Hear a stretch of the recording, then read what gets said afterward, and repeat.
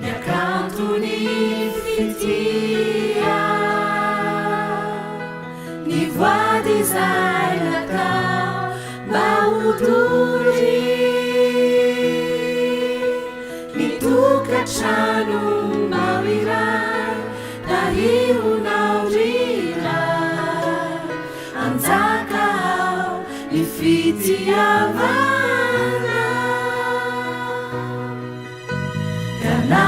Sikina tumani nizanizanu tani tukachanu na uve hanza kampiti evenu kirao mamari fani tupununi tai kani tukachanu nai hanza kampiti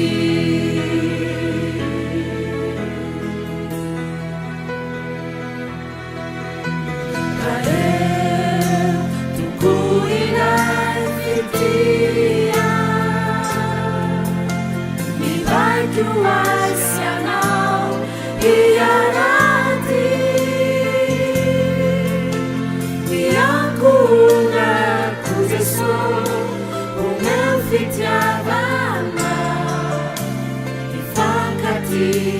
anubaranisha Kanau sikina tumani Niza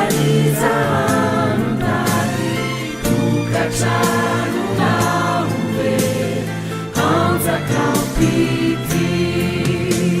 evenu kirao mamali fani vava kuni vali eni tu kachanu na hanza kampiti tupo hanza kampiti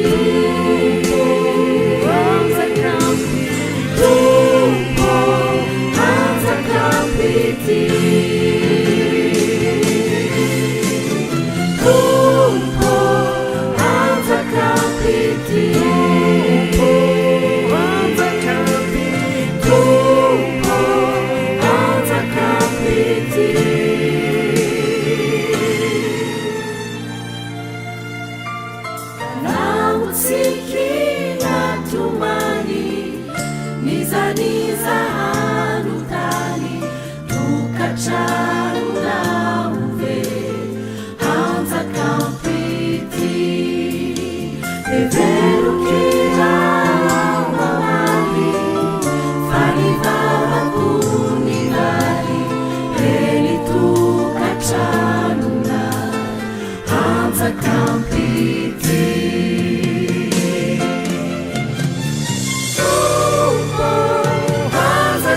be